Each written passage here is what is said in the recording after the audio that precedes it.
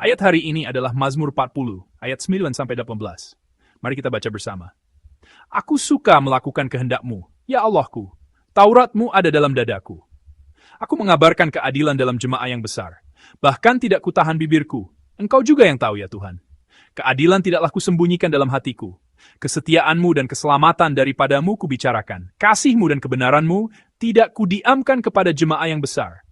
Engkau Tuhan, janganlah menahan rahmat-Mu daripadaku. Kasih-Mu dan kebenaran-Mu kiranya menjaga aku selalu.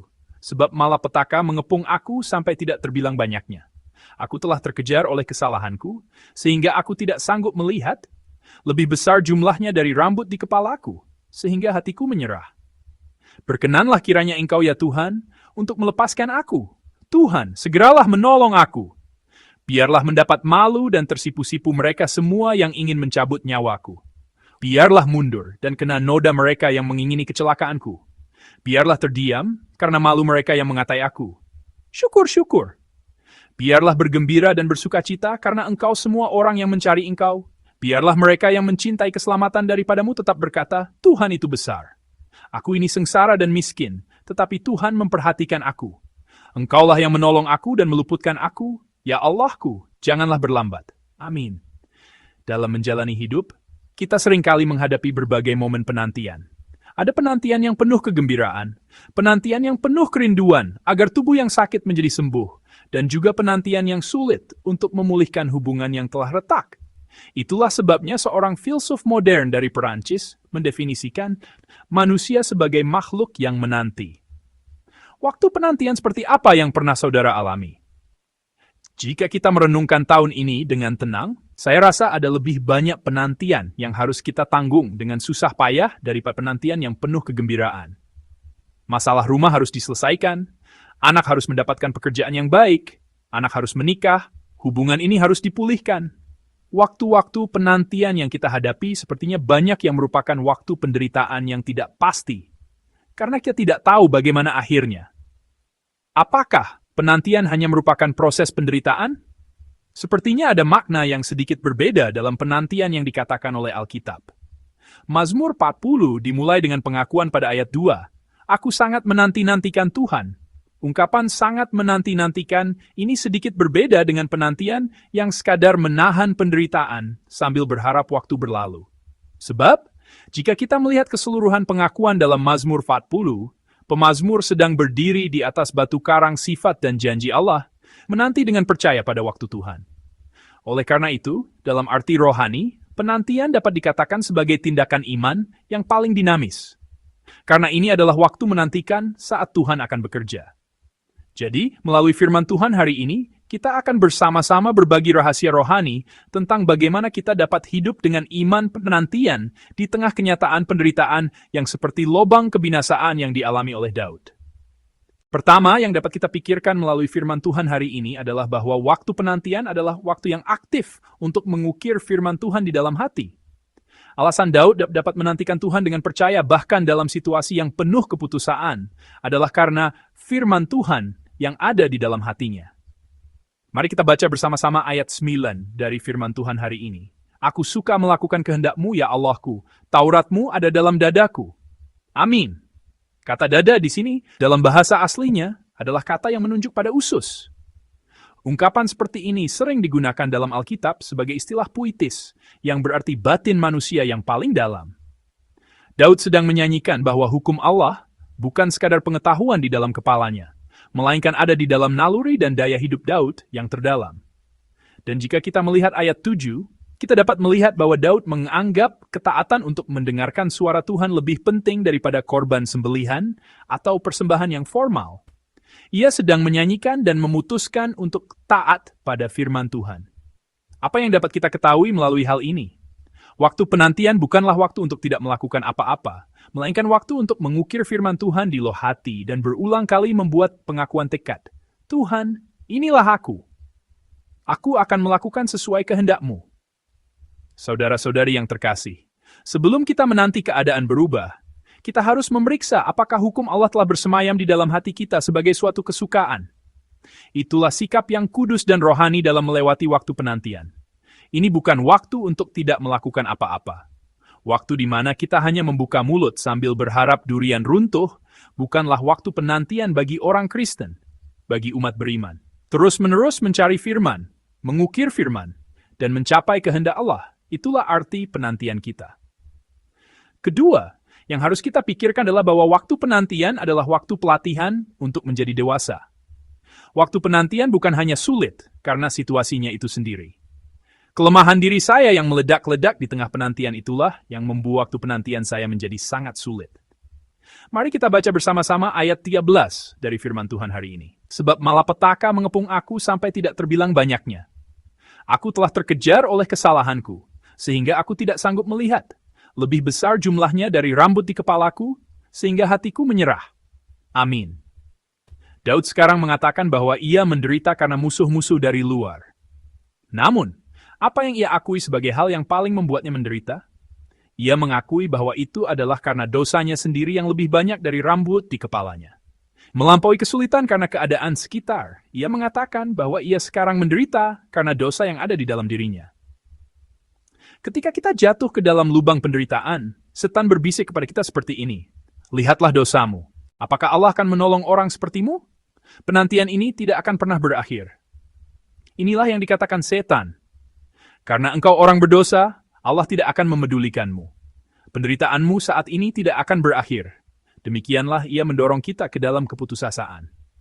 Waktu penantian itu seperti proses di mana endapan di dalam cangkir berisi air jernih diaduk dengan tongkat bernama pencobaan, lalu dosa yang tersembunyi pun muncul ke permukaan. Keadaan hidup memang sulit, tetapi sikap saya yang berdosa dalam menghadapi keadaan itu membuat situasi tersebut menjadi semakin menekan. Namun di sini ada sebuah pembalikan yang sangat penting. Sambil mengakui banyaknya dosanya, Daud juga mengaku seperti ini. Inilah firman Tuhan hari ini, ayat 14. Mari kita baca bersama. Berkenanlah kiranya engkau ya Tuhan untuk melepaskan aku. Tuhan, segeralah menolong aku. Amin. Daud tidak mengandalkan kebenaran yang sedikit pun tidak ada dalam dirinya, melainkan memohon kepada Allah untuk berbelas kasihan, untuk menolongnya. Dosanya memang banyak, ia memang orang berdosa. Tetapi ia sedang membuat pengakuan iman, permohonan iman, bahwa pribadi yang dapat melepaskannya dari dosa ini dan membalikkan keadaan serta keberadaannya yang lemah ini adalah Allah. Kita memang orang berdosa. Namun, ketika kita masih berdosa, Yesus Kristus mati di kayu salib karena dosa-dosa kita. Allah mengasihi kita yang berdosa. Memang benar kita harus mengakui dosa kita, tetapi kita tidak boleh sekali-kali menyangkal kasih Allah yang mengasihi kita yang berdosa. Waktu penantian adalah waktu pelatihan untuk kembali menyadari anugerah Allah yang mutlak ini, dan untuk mempelajari sikap iman untuk hidup dengan berpegang pada anugerah yang mutlak itu, tidak peduli apapun situasi dan keadaannya. Bukankah itu kedewasaan iman? Melalui waktu penantian, kita bertumbuh dewasa secara rohani. Ketiga, yang harus kita pikirkan adalah fakta bahwa waktu penantian adalah waktu pengharapan untuk maju menuju pertolongan Allah. Ayat 15 hari ini tampaknya merupakan kesimpulan dan pengakuan terindah dari Mazmur ini. Mari kita baca bersama-sama ayat 15. Aku ini sengsara dan miskin, tetapi Tuhan memperhatikan aku. Engkaulah yang menolong aku dan meluputkan aku, ya Allahku. Janganlah berlambat. Amin. Di sini dikatakan, tetapi Tuhan memperhatikan aku. Makna asli dari kata memperhatikan ini adalah mengingat, tetapi lebih jauh lagi ada makna merencanakan, merancang, dan menganggap berharga dengan sangat teliti. Jadi, Tuhan memperhatikan aku adalah ungkapan bahwa Tuhan memandang saya dengan sangat teliti, membuat rencana tentang saya, dan menganggap saya berharga. Aku ini sengsara dan miskin. Baik secara rohani maupun secara nyata, saya terperosok dalam lubang kebinasaan di tengah penderitaan dan terlempar dalam kenyataan yang menyakitkan. Tetapi Tuhan kita, sambil memandang saya yang seperti itu, merencanakan dengan sangat cermat, menganggap saya berharga dan memandang saya. Demikianlah ia bernyanyi. Seorang arsitek merevisi dan memikirkan cetak biru ribuan kali untuk membangun sebuah gedung. Terkadang, orang tua merencanakan masa depan anak-anak mereka setiap malam dengan berdiskusi. Tuhan kita memandang kita persis seperti ini. Allah kita bukanlah pribadi yang hanya berpangku tangan dan menonton ketika kita meneteskan air mata yang tak terlihat di dalam lubang kebinasaan. Dia merencanakan, mempersiapkan, dan bahkan bekerja terlebih dahulu untuk jalan keluar, hari esok yang dipulihkan, dan hal-hal luar biasa yang tidak dapat kita bayangkan. Daud Di dalam lubang kebinasaan itu, tidak menemukan dosanya lalu putus asa, melainkan berpegang pada anugerah Allah yang mutlak, memohon pertolongan Allah, mengakui bahwa Allah adalah pribadi yang agung yang akan menolong kita, dan melemparkan pengakuan ini sambil menantikan hari esok yang akan melampaui kenyataan hari ini. Waktu penantian bukanlah waktu di mana kita hanya meneteskan air mata kesakitan. Bukanlah waktu untuk menderita, sakit, dan putus asa dalam kenyataan yang suram.